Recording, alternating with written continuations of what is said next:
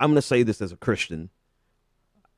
I'm going to say this as a Christian, somebody who was born into a religious family, had no choice but to grow up as a Christian because my parents were Christian. My dad was a pastor.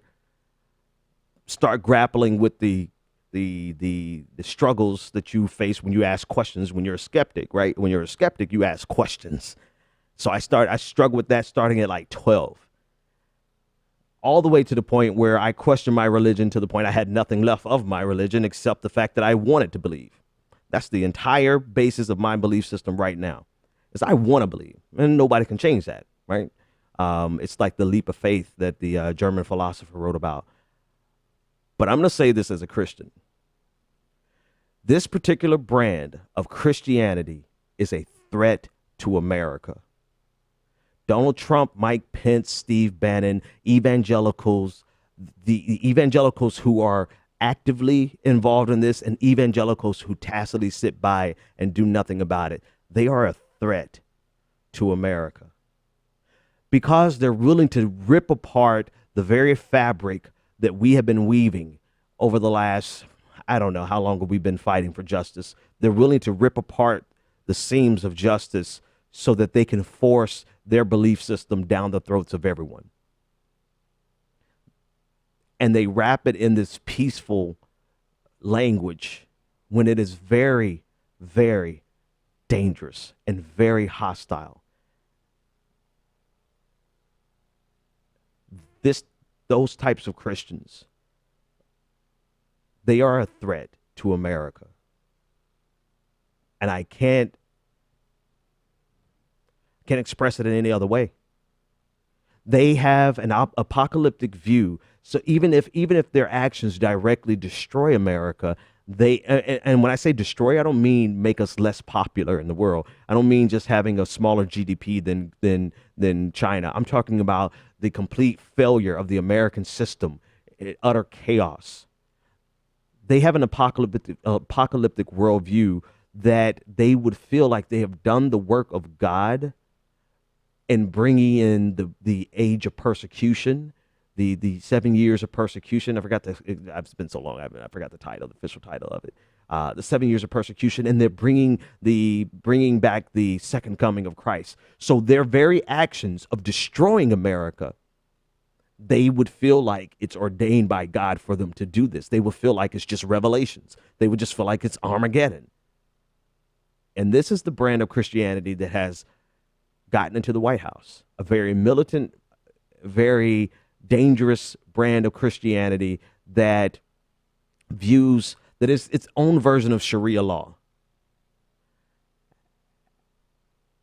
These are the pastors who aren't content enough with living in a society where they can be free to preach that homosexuality is a sin, so long as the LGBTQ community is free to live outside of their sermons, right? That's the balance. That's the best balance we can expect from the Constitution for people who want to believe and preach and teach whatever they want to believe, preach and teach about LGBTQ rights and gay marriage and all. They're free to preach that in their pulpits.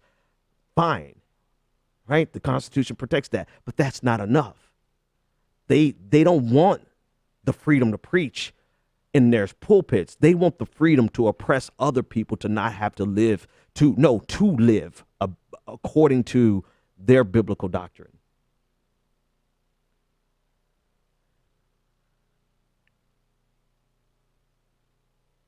I grew up around them, so I know them very well. I know them, and they are a threat to America. And if you're a threat to America, you're a threat to humanity, right? Let's just talk about the whole ball game. America is the ball game. America is too big to fail. Once you add nuclear weapons into the equation, America, our world order, like this is the bad news I often have for progressives. In a lot of ways, our world order is too big to fail. The only way we change our world order is going through an apocalyptic event, and then coming on the other side and coming out of our caves and caverns and bunkers and trying to form a new world order, right? We are too big to fail. And so these Christians, these militant, dangerous preachers who feel that it is their God required duty to oppress. I mean, it's like they're obsessed with the LGBTQ community, right? I mean, we talked about this before. Out of all the things that they're supposed to be preaching about, they focus with a laser-like attention on the LGBTQ community, and they are so obsessed with it that they can't live in a society where people can come to their restaurant that's a secular restaurant that is a for-profit business and get service. They feel like that's an affront to their Christianity. And they want to complain about radical Muslims and radical Islam when you've got Christian preachers running around here talking about how the LGBT, the Pulse nightclub was God's work and that they need to be killed. And you want to complain about radical Islam?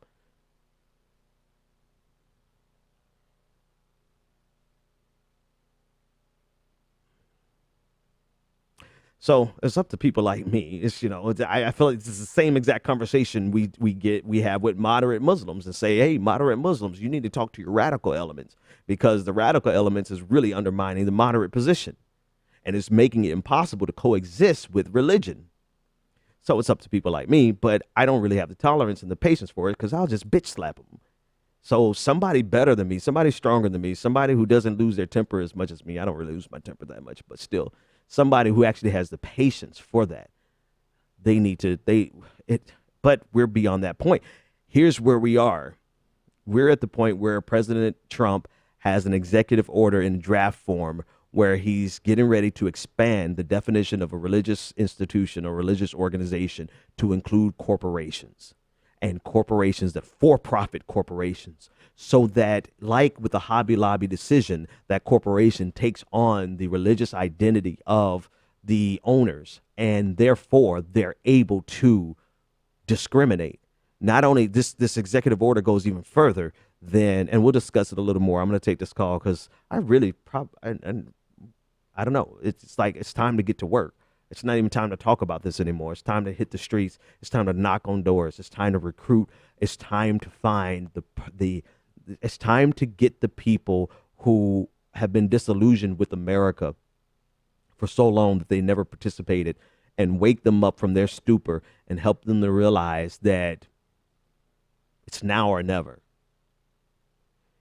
It's we fight back, and I don't care who we're fighting against. Joe Manchin, West Virginia. To me, he's someone we have to fight against. He's someone that needs to not only be primaried, but needs to be put out of politics in general, because he is acquiescing. He's co-signing on Donald Trump's agenda. And he's not only co-signing, but he's undermining the resistance.